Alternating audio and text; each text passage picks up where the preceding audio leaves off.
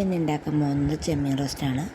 Welcome back to my channel. എൻ്റെ channel ആദ്യം കാണുന്നവരെ സബ്സ്ക്രൈബ് ചെയ്യാനും ലൈക്ക് ചെയ്യാനും അപ്പോൾ കമൻറ്റ് ചെയ്യാനും മറക്കരുത്. അപ്പോൾ നമുക്ക് വീഡിയോയിലേക്ക് പോകാം. കഴുകി വെച്ച ചെമ്മീനിൽ മഞ്ഞൾപ്പൊടി, മുളക് പൊടി, കുരുമുളക് പൊടി, ആവശ്യത്തിന് ഉപ്പ്, വെളിച്ചെണ്ണ, പിന്നെ ഇഞ്ചിയും വെളുത്തുള്ളിയും ചതച്ചത് ഇതെല്ലാം കൂടി പുരട്ടി ഞാൻ ഫ്രിഡ്ജിൽ ഒരു 3 മണിക്കൂർ വെച്ചിട്ടുണ്ടായിരുന്നു. ഇനി നമുക്ക് ആവശ്യമുള്ള പറഞ്ഞാൽ സവാള നീളത്തിൽ വേണം അരിയാൻ. പിന്നെ ആവശ്യത്തിന് ഇഞ്ചി വെളുത്തുള്ളി ചതച്ചതാണ്. പിന്നെ പച്ചമുളക് ഞാൻ 4 എടുത്തിട്ടുണ്ട്. നല്ല എരിവുള്ള പച്ചമുളക്. ഇത് 1 കിലോ പ്രോൺസാണ് ഉണ്ട്. അപ്പോൾ 4 പച്ചമുളകാണ്. പിന്നെ നമ്മൾ കുരുമുളക് പൊടിയും മുളക് പൊടിയൊക്കെ ആഡ് ചെയ്യുള്ളൂ. അപ്പോൾ പച്ചമുളക് 4 ചതച്ചത്. പിന്നെ നമ്മുടെ ചെമ്മീൻ എന്ന് പറഞ്ഞാൽ കുറച്ച് മധുരം ഉണ്ടാവും. അപ്പോൾ അത് കാരണം അധികം തക്കാളി ഇടുന്ന അത്ര നല്ലതായിട്ട് എനിക്ക് തോന്നിയിട്ടില്ല. അപ്പോൾ ഞാൻ ഒരു തക്കാളി, അത്യാവശ്യം പുളിയുള്ള ഒരു തക്കാളി മാത്രമാണ് ഇട്ടിരിക്കുന്നത്. പിന്നെ നമ്മുടെ മസാലക്കൂട്ടങ്ങളാണ് ഉണ്ടാകുക. പെരുംജീരകം, കറുപ്പട്ട, ഏലക്കായ, കുരുമുളക്, ബേ ലീവ്സ്, അങ്ങനത്തെ ഐറ്റംസ്. ബിരിയാണിക്ക് വേണ്ടി സവോള വറുത്ത അതേ പാനിൽ തന്നെയാണല്ലോ ഞാൻ ചെമ്മീൻ റോസ്റ്റ് ഉണ്ടാക്കണം. പിന്നെ അതിലേക്ക് ഞാൻ കുറച്ച് വെളിച്ചെണ്ണ ഒഴിച്ചു കൊടുത്തു. എന്നിട്ട് ഞാൻ അതിലേക്ക് നമ്മുടെ ചെമ്മീൻ ഓരോന്നോരോന്നായിട്ട് ഇട്ട് കൊടുത്തു.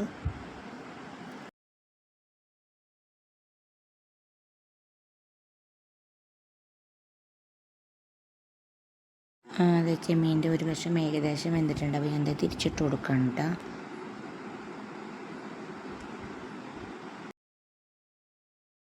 അങ്ങനെ 2 പുറം ഏകദേശം വെന്ത് കഴിഞ്ഞ് നമ്മുടെ ചെമ്മീൻ്റെ അങ്ങനെ ഞാൻ ചെമ്മീൻ അതിൽ നിന്ന് മാറ്റി അതേ പാൻ തന്നെ ഞാൻ കുറച്ച് കറിവേപ്പില ആഡ് ചെയ്ത് കൊടുത്തു. എന്നിട്ട് കറിവേപ്പില ഒന്ന് മൂത്ത് വന്നപ്പോൾ നമ്മുടെ മസാലക്കൂട്ടങ്ങളായ ഗ്രാമ്പൂ, കറുവപ്പട്ട, ഏലക്കായ, ബേ ലീവ്സ്, കുരുമുളക്, പെരുംജീരകം അങ്ങനത്തെ ഐറ്റംസ് ഞാൻ അതിൽ ആഡ് ചെയ്ത് കൊടുത്തിട്ട് നന്നായി ഞാൻ ഇളക്കി.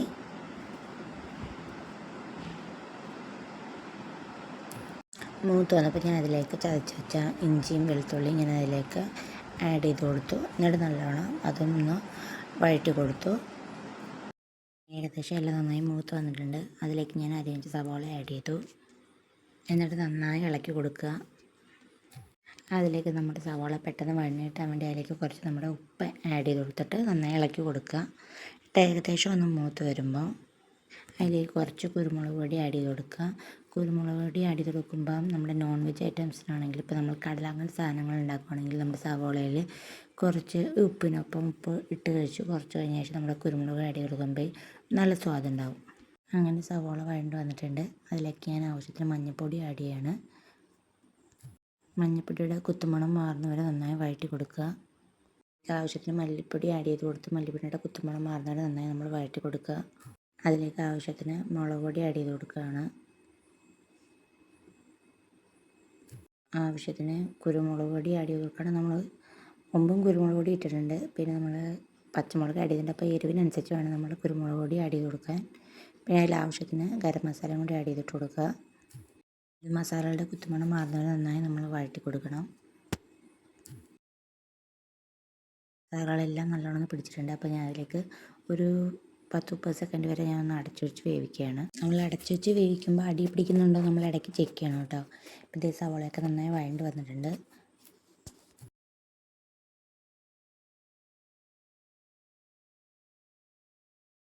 അതിലേക്ക് നമ്മുടെ തക്കാളി അതിലേക്ക് ആഡ് ചെയ്യും. നിങ്ങൾക്ക് തക്കാളി കൂടുതൽ വേണമെങ്കിൽ നിങ്ങളുടെ ഇഷ്ടത്തിന് ആഡ് ചെയ്യുക. ഞാനൊരു തക്കാളി എടുത്തിട്ടുള്ളൂ എന്നേ ഉള്ളൂ.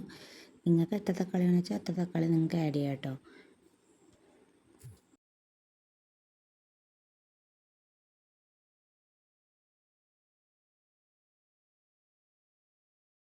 തക്കാളിയൊക്കെ നന്നായി വഴണ്ട് വരണം. അപ്പോൾ ഞാൻ എല്ലാം കൂടി ഒന്ന് ഒതുക്കി വെച്ചിട്ട് ഒന്ന് അടച്ചിട്ട് വേവിക്കണം. അടി പിടിക്കുന്നതൊന്നും പ്രത്യേകം ശ്രദ്ധിക്കണം. ഇടയ്ക്കിടയ്ക്ക് നോക്കണം. നമ്മുടെ തക്കാളി നന്നായി വഴണ്ട് വന്നിട്ടുണ്ട്.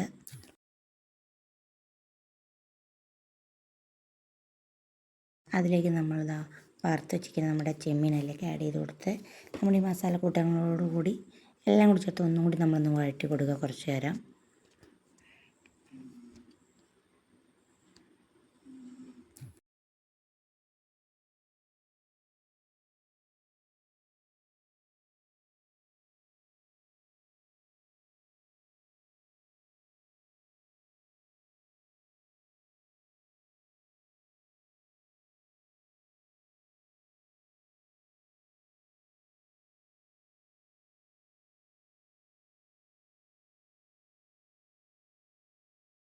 നമ്മൾ ചെമ്മീൻ റോസ്റ്റ് ഉണ്ടാക്കുന്നതുകൊണ്ട് നമുക്ക് ഗ്രേവി കുറവായിരിക്കും.